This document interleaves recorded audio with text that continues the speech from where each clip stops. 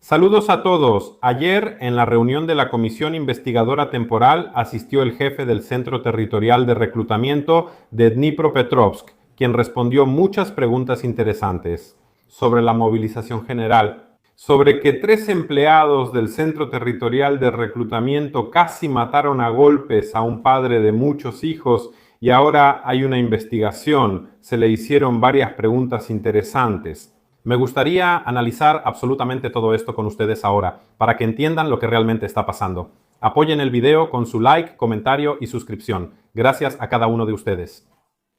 Y empecemos por el hecho de la muerte de Oleg Lesin, quien de hecho era ese mismo padre de muchos hijos al que 3 empleados del Centro Territorial de Reclutamiento mataron a golpes.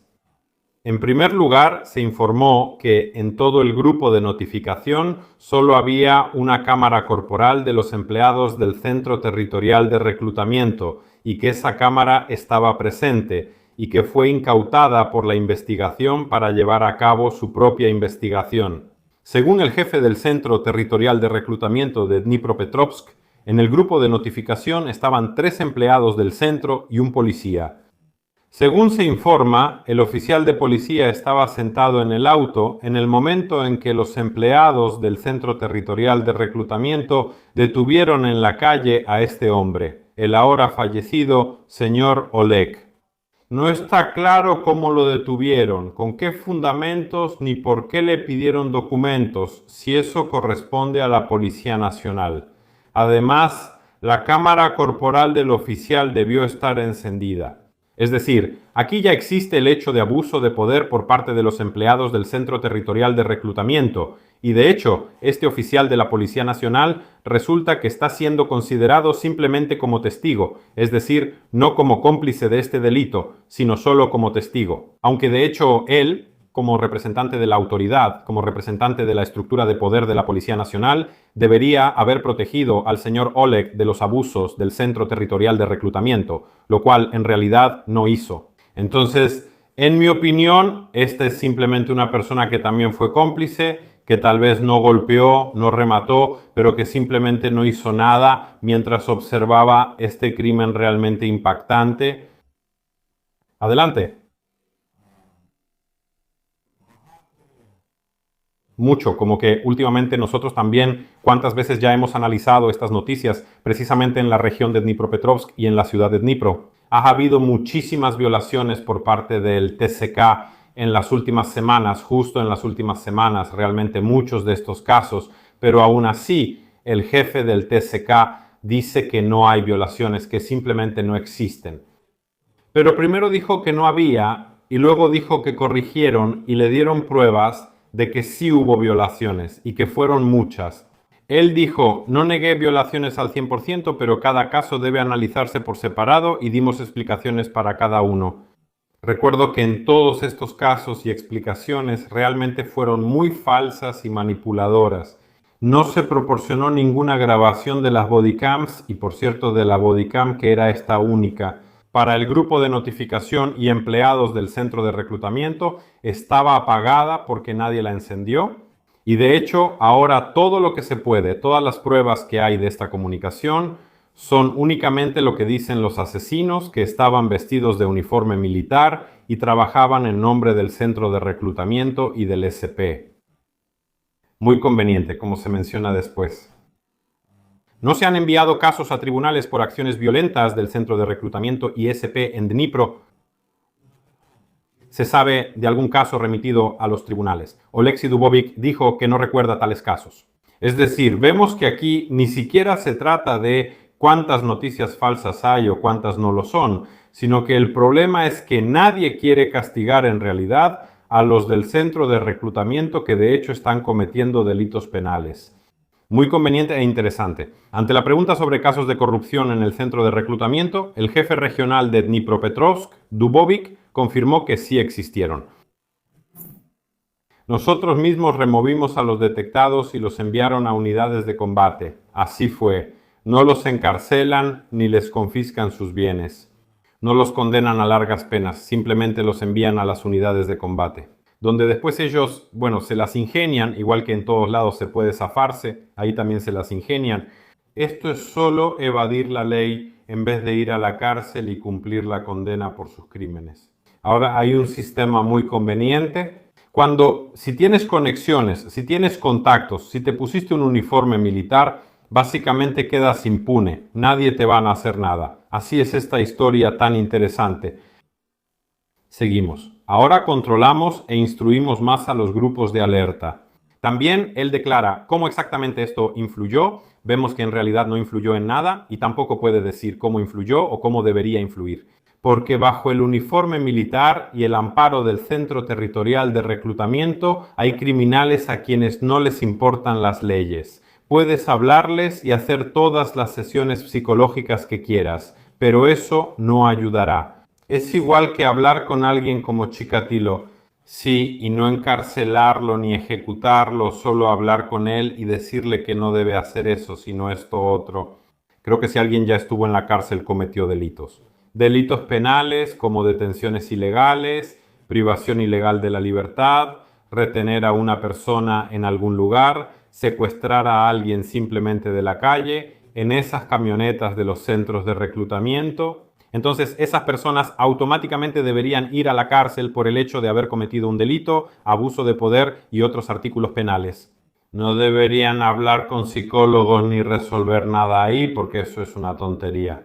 En segundo lugar, vemos que por corrupción en el TCK los envían a unidades de combate, pero eso no concuerda con la historia de lo que pasa en el TCK. Solo trabajan con nosotros veteranos militares que ya estuvieron en el frente y no pueden estar en combate. La información no coincide. Esa es la historia. Siguiente.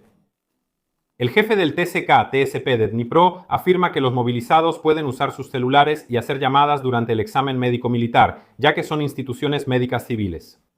Cuando llegan al TSP o al OZP, se les pide que entreguen sus teléfonos móviles.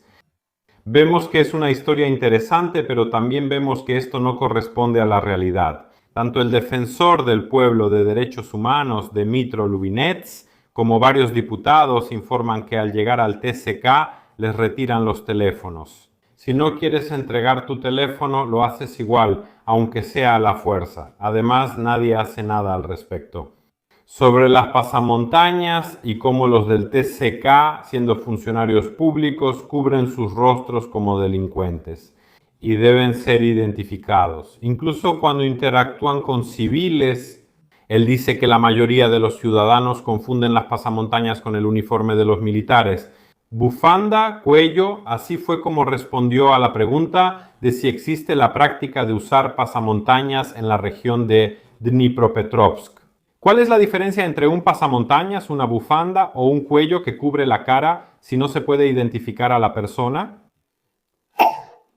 No hay diferencia. De hecho, lo único que importa en esta historia es que ya sea que usen una pasamontañas o incluso una máscara de payaso, y por cierto, eso sería apropiado. Durante la comunicación deben identificarse mostrando documentos, decir su nombre y mostrar el rostro, para que se entienda que esos documentos pertenecen precisamente a esa persona, y no que sea un delincuente con documentos falsos molestando a la gente en la calle. Ahora, lo siguiente. Según el jefe del Centro Territorial de Reclutamiento Regional, Oleksiy Dubovik, los movilizados pueden usar sus teléfonos tranquilamente durante la comisión médica militar. Pero eso ya estaba bien, pero tampoco les dan nada en los puntos de reunión. Al llegar al Centro Territorial de Reclutamiento les quitan los teléfonos y solo los regresan en las unidades militares, lo cual no coincide con la información. Del vocero del Centro Territorial de Reclutamiento de Poltava, Istomin, quien afirmaba que deben quitarles los teléfonos a los movilizados. ¿Por qué toman fotos de instalaciones militares y las suben a redes sociales? Dígame, ¿en las unidades militares no podrían hacer lo mismo? ¿No seguirán tomando fotos y subiéndolas a internet aunque los metan a la fuerza en esas unidades? Me parece que la cuestión simplemente es retórica. Así es, y hubo vemos muchas preguntas que se hacían, de hecho.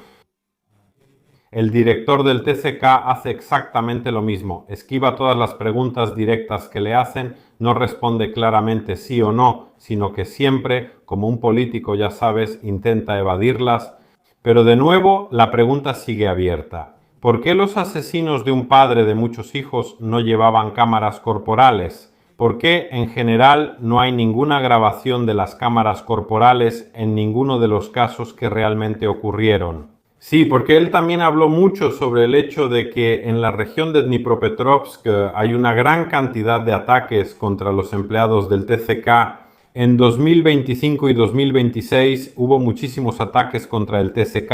No hay videos de las cámaras corporales que muestren claramente que es contra empleados del TCK.